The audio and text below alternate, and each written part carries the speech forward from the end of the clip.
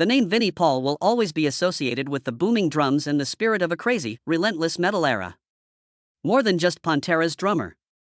Even as the world fell apart around him, he stood as a testament to tenacity, defiance, and an unyielding devotion to music. Vinnie's distinctive double bass technique, forceful drumming style, and live, loud, die-proud attitude made him more than just a band member. Millions of admirers worldwide depended on him to keep them alive. He deserved to be considered one of the best drummers in heavy metal history, standing side by side with icons such as Dave Lombardo and Lars Ulrich. Not all of Pantera's albums, including Far Beyond Driven, Vulgar Display of Power, and Cowboys from Hell, were career turning points. Vinnie's unadulterated talent and his live, real, play-hard mentality were demonstrated by them. But could the emptiness he carried following the terrible death of his brother, Dimebag Darrell, be drowned out by the fame, jeers, and stage roar? At the age of 54, a man who was always the life of the party passed away peacefully and alone from heart disease. Why would a man act that way? And when the last drum beat drifted away, what was really lost? Let's explore the early life of Vinnie Paul, the man who provided the beat for a whole generation. At his core, Vinnie Paul was a Texas lad brought up on discipline and music, an unusual combination of Southern heritage and rebellious instinct, even if he towered on stage like a metal monster driven by pure wrath. He was born into a musically inclined family in Abilene, Texas, on March 11, 1964. Vinnie and his younger brother, Darrell Lance Abbott, now known as Dimebag Darrell, started their first jam sessions in the first home studio built for them by their father, Jerry Abbott, who was a country music artist, sound engineer, and eventually a producer. Vinnie was initially pushed to play brass instruments in that small house that was filled with the sound of strings and rhythms, but he soon fell in love with the drums and the primitive rhythm they produced. Vinnie was a hyperactive child from an early age who detested following the rules and enjoyed loud noises and quick tempos. In contrast to Darrell, who was fixated on guitar technique, Vinnie was drawn to iconic rock drummers like Tommy Aldridge, Kiss, Alex Van Halen, and Peter Criss, who encouraged him to hone his hard-hitting, exuberant playing style. Surprisingly, Vinnie had a unique innate sense of timing and rhythm despite being completely self-taught and depending only on gut and feel. Vinnie and Darrell had an unshakable relationship early on. They were more than simply siblings, they were soulmates in music, naturally understanding one another's riffs and beats. They started playing in local taverns as youngsters, among the roars of drunken metal fans, in dimly lit venues, and over long musical evenings. At the age of 17, Vinnie and Darrell formally established Pantera in 1981, originally adopting the glam metal aesthetic that was in vogue at the time. But Vinnie sensed something wasn't quite right beneath the sparkling clothes and makeup. He longed for a more aggressive, raw, and heavy sound. He and his brother silently readied themselves for a metamorphosis, a genuine uprising that would ultimately rewrite heavy metal's history. Vinnie Paul's early years were characterized by a professional musical atmosphere rather than trauma or familial adversity. He was fashioned into a warrior, prepared to face the battlefield of the turbulent and eternal years that were ahead, by his unbreakable blood tie with his talented younger brother and his intense passion for drumming. Pantera's journey. Pantera wasn't born into the limelight. It was fashioned with blood, sweat, and innumerable unseen nights of tenacity. When the band was founded in 1981, Vinnie Paul and his younger brother Dimebag Darrell were simply two visionary Texas teenagers pursuing the glam metal dream while performing Van Halen covers in local pubs. They wore huge hair and glossy leather pants. Like hundreds of other bands, Pantera released 4 independent albums during those early years, following the glam metal trend, but their influence was limited to the American South. Vinnie was already a very disciplined drummer at the time, accountable for the band's interior structure in addition to the rhythm. Vinnie was the operational brain, serious, calm, and unflinching, whereas Dimebag was the creative spirit. Despite their full differences, they were inseparable, like opposing poles of the same stream. One thing that remained constant was their brothers' closeness, even if the music they performed hadn't yet taken off. When Pantera brought on Philip Anselmo as frontman in 1987, replacing lead singer Terrence Lee, everything started to shift. A new, raw, untamed, and strong energy was introduced by Phil. Vinnie knew right away. Glam metal was out of the question. Pantera lost all of their glitzy 80s skin after that and changed into a harder, gritty, and more angular version of themselves. Pantera themselves invented a sound that would later be referred to as groove metal. The first bullet was Cowboys from Hell, 1990. In order to produce a sound that no one could ever misunderstand, Vinnie locked in with razor-sharp riffs on Dimebags and played drums as if every fill were a punch to the face. But it was only the beginning. Pantera turned into a beast in 1992 with Vulgar Display of Power. Vinnie was now using his drums to command attention rather than merely play them. Vinnie laid the foundations for everything: Walk, This Love, and The Mouth for War, like solid concrete. He was impressive without speed. He used weight, space, and an almost military level of accuracy to smash his audience. Vinnie kept metal's heart beating, and Pantera became the genre's sharpest response during a period when grunge was on the rise and thrash metal was on the decline. By 1994, Pantera had gone far beyond simply rebelling; they were gaining power. For a pure metal band with no radio singles and no compromises, the album's arrival at #1 on the Billboard 200 seemed nearly unimaginable. Behind the scenes, Vinnie kept everything running smoothly, from tour plans to sound and production management to occasionally even overseeing Phil, who was descending into self-destruction and addiction. However, they shattered more as Pantera ascended higher. Phil Anselmo grew more erratic and aloof, even skipping recording sessions. Ever the meticulous perfectionist, Vinnie was unable to put up with the lack of discipline. He saw it as the betrayal of his family, not just the disappearance of a bandmate. Phil didn't hold it together, but Vinnie did. Heavy atmospheres, exhausting months-long tours, and rising animosity among members replaced the excitement of playing. Dimebag found himself in the middle of the conflict between his brother and the singer he used to be close to. Pantera's last two albums would be Reinventing the Steel, 2000, and The Great Southern Trendkill, 1996. The band was no longer a cohesive unit, but the music was still fierce. Phil left to work on other projects. Pantera broke up in 2003. Anger and acrid silence, without a handshake or an apology. It was the collapse of Vinnie Paul's entire world, not just the loss of a band. Pantera represented everything he and his brother had created together since they were little children jamming in their father's garage. It was more than simply a job. His profession was not the only thing that was ruined by the split. He lost a piece of himself in it. However, Vinnie was unaware that the worst suffering was still to come, a terrible night that would leave a permanent scar on his heart. And Vinnie would never be the same man again after that. Rebirth and tragedy. Vinnie Paul virtually vanished from the stage when Pantera broke up in quiet and resentment. He withdrew into his own universe, where recollections of a once bright metal empire had now turned to ashes, refused to talk about the band, and shunned the media. However, his passion for music persisted. Vinnie and his brother Dimebag Darrell made the decision to start again in 2003, starting a new chapter named Damageplan instead of Pantera. In an attempt to produce something fresh, they recorded the album Newfound Power. Something they had complete control over, but not Pantera 2.0. The brothers were able to express themselves freely with Damageplan, free from the lingering internal strife that had previously plagued them. They went on tour and came back to the stage with their former vigor, but this time there was a hint of emptiness, weariness, and caution. Vinnie was aware that Damageplan would never be able to fully replace Pantera, no matter how much they tried to smile.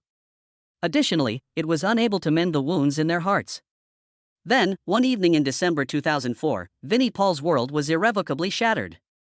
Damageplan was playing at Columbus, Ohio's Alrosa Villa nightclub on the evening of December 8 when an armed guy barged onto the stage and shot Dimebag Darrell dead in front of Vinnie. The gunman, Nathan Gale, a former Marine with delusional paranoia, came that night with the explicit intent to kill a man who was adored by millions of people because he thought Dimebag had stolen his music. He killed 4 individuals with a total of 15 shots before a policeman rushed the stage and shot him dead. Vinnie was only a couple of feet away. On the stage they had called home, he witnessed his brother, his musical soulmate and collaborator of almost 2 decades, pass away. That level of suffering is beyond description. There is never a brother who is ready to see his brother killed on stage. After such a catastrophe, no musician can stay upright. Vinnie was no longer Vinnie Paul of Pantera after a piece of his soul perished with Dimebag that night. Vinnie vanished once more when Dime passed away. He turned down every invitation to work together. Even severed ties with friends that were formerly close. He had a calm, solitary existence with only his fiancée Chelsea, his loved ones, and copious amounts of booze. To forget, not to get wasted.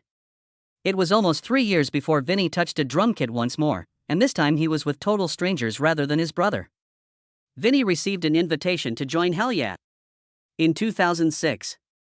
A metal supergroup made comprised of Nothingface and Mudvayne members.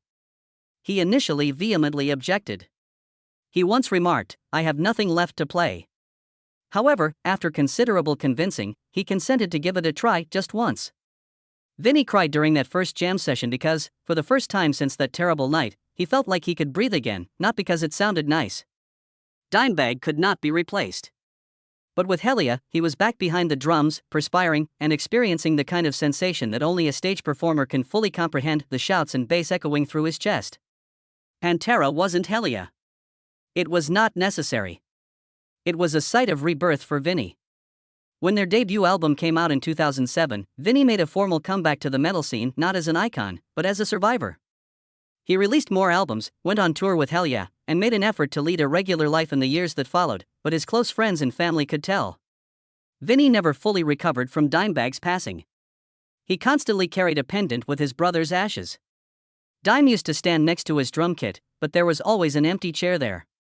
And no one could ever fill the void that constantly existed inside of him. He once said, "I wouldn't be alive." And so he stayed. Playing, screaming, laughing, drinking, and living, battered, but unbreakable. It was the only way Vinnie Paul knew how to survive hell. Personal life. On stage, Vinnie Paul was the embodiment of raw energy, long hair draped over a beaming face, a smile that never faded, and drum hits that felt like punches thrown into the air. Offstage, he was known as the soul of every party, a man with seemingly endless energy. Vinnie loved the noise, loved the booze, loved the laughter, and loved making sure everyone around him had a good time. In the metal world, he wasn't just Pantera's drummer, he was the ultimate host, the man behind the legendary all-night parties where beer, rock and roll, and brotherhood blended into something sacred. The symbol of that lifestyle was the cocktail he and Dimebag loved most, the Black Tooth Grin, a mix of Crown Royal and Coke, strong, dark, and sweet, just like the music they played. From backstage tour hangouts to living rooms in Texas, the Black Tooth Grin served as a toast to unbreakable brotherhood and a way for Vinnie to keep his brother's memory alive in every raised glass. But after Dimebag's death, the drink became a double-edged sword. Fueling his laughter while concealing the silence no one was allowed to see. Despite being present at nearly every major party, Vinnie was intensely private about his personal life. He never married and had no children, not because he didn't want to, but because for him, music and Dimebag were relationships deep enough to leave no room for anything else. For many years, he was in a long-term relationship with Chelsea Yeager, a model nearly 2 decades his junior. She was more than just a girlfriend. She was a quiet companion who stood by him through countless shows, sharing both the spotlight and the silent moments backstage. Vinnie once said he didn't like being alone, but he didn't need a crowd either. What he truly needed was music, whiskey, and memory. 3 things that could either destroy you or save you. Those close to him recalled that even though he was the life of every party, when he returned to his room, he would often sit alone, quietly playing old Pantera tapes or setting out an empty chair next to his drum kit for Dimebag. For Vinnie, there was no such thing as getting over the pain. There was only learning to live with it.